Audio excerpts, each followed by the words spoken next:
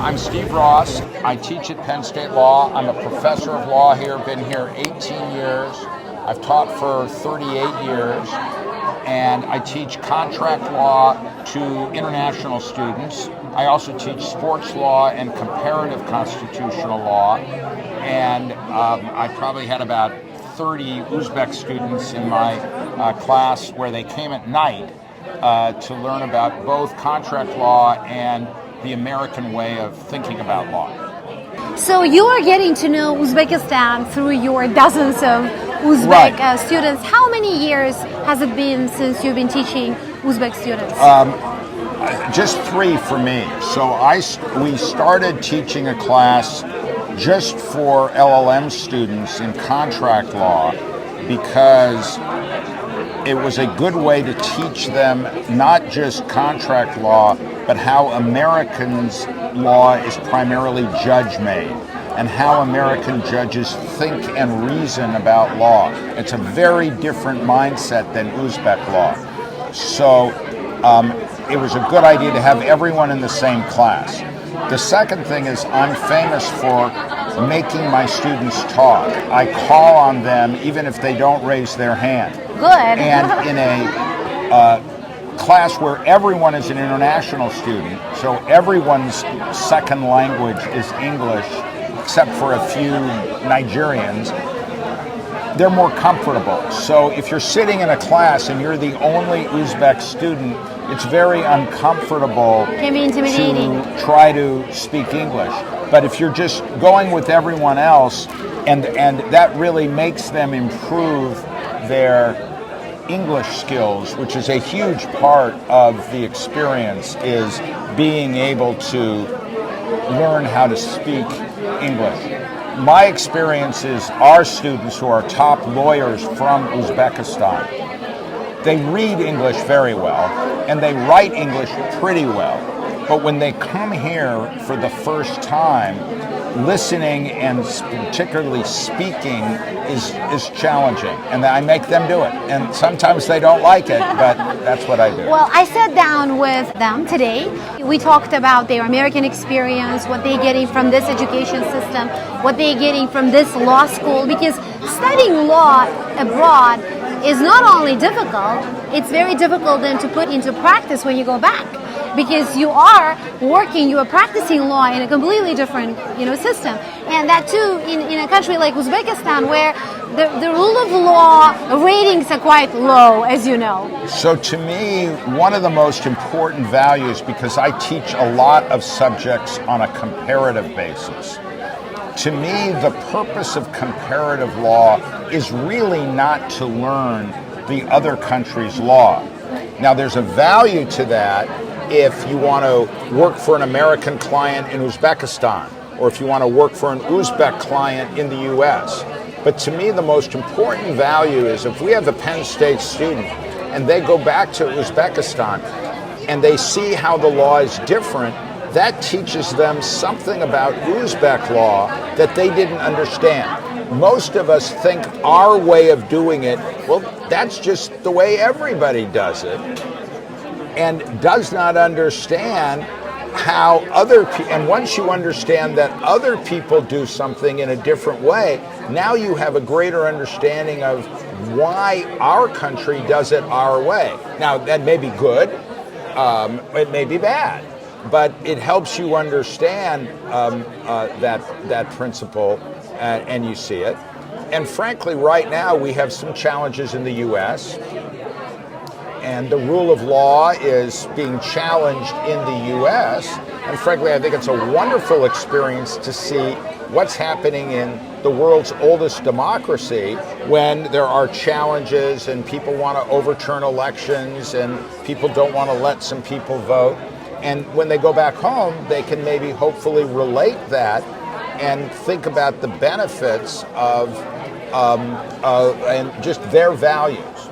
So when your students here, and you have 50 from Uzbekistan this year, when they graduate, most of them will have to go back. Yeah. They have to serve in the government. That's part of the contract. Yes. So the government is the biggest employer for them.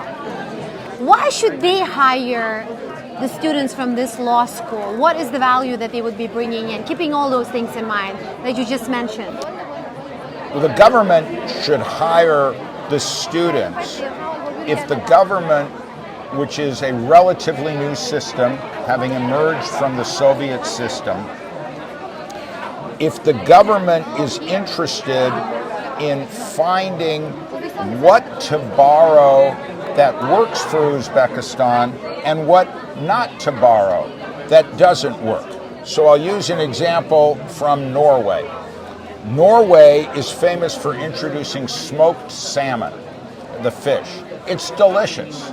Norway also has this rotten smelling fish called lutefisk that is absolutely terrible for anyone who's not Norwegian. We import the good and we say, the other one doesn't work.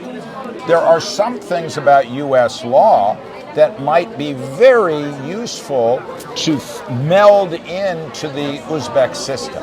There are other parts of U.S. law that just don't work. They don't work with Uzbek culture. Maybe they don't work with Islamic culture. Maybe they don't work because you're too new of a country. And they don't work.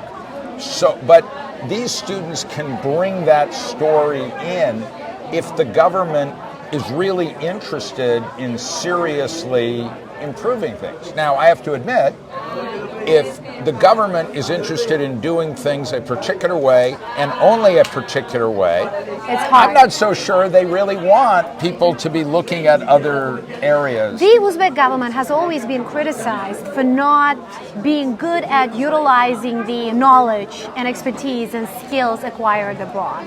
Because these kinds of programs, the government-sponsored education abroad, has been done before. And it didn't work out initially. And then the previous Uzbek president canceled it after a while because his overall thinking was that I'm creating unnecessary critics. These kids come back and I want them to be educated abroad and help me, but they come back, start criticizing me. Well, I would say there's three problems there. If the president doesn't want to be criticized for anything, if the president thinks everything I'm doing is exactly right and I know what I'm doing and I don't need any advice from anyone else, he's probably right. If the president, on the other hand, if the students are criticizing without really understanding the differences between Uzbekistan and the United States, then we haven't done a good enough job at explaining why that American law is a certain way because it works in the United States of America. And there are certain things that work here because we're so old and we can do it.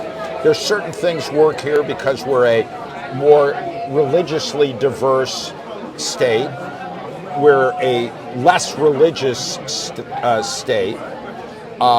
We're bigger, we're wealthier, so there's all these differences, and so if the students don't understand that, and somebody goes back and said, we should do everything in Uzbekistan exactly the way we have it in the United States, well, that's not very helpful advice. And in the middle, I would hope that the president and the ministers would have the confidence to know that they are trying to shape Uzbekistan in the best way for Uzbeks, and they can learn and borrow the things that work from the U.S. for Uzbekistan. They can learn and borrow what works for Uzbekistan and not use things that really don't work for Uzbekistan. We did that. We took the common law of England. We still cite precedents from 1650 in England, but we clearly did not want a king.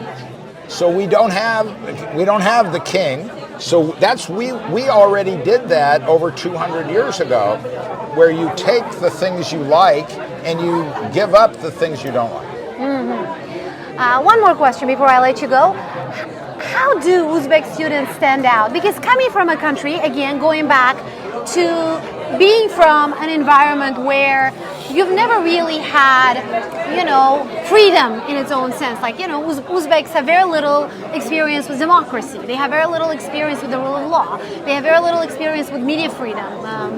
Also, lawyers are not necessarily independent within the system. What kind of students do you get from Uzbekistan? I don't notice that because I Really? teach a class in business law. So those factors don't come out. What is distinctive about Uzbeks is, thanks to the government, there's so many of them. It creates a community of comfort. So I had in my class a few students from Turkmenistan and a few students from Azerbaijan. And you could just tell there was a different level of comfort because there were just so many Uzbeks.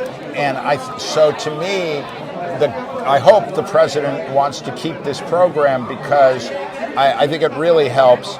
And a chance, and you talk about the ambassadors, as a chance encounter with one student makes no impact. Anybody in the law school now knows about Uzbekistan. They know where it is. And because you can't help but bump into an Uzbek while you're here because of the government support. So that, I think, makes an impact. So impact, diplomacy, all in one, right? Yeah. You have left an impression, and going to what Telebec said, that you are ambassadors. You've been ambassadors here. And I really hope that you can take that same spirit of ambassadorship within your own country. Not only what you represent, but also Penn State. Because we're going to be coming back to you, not asking for money.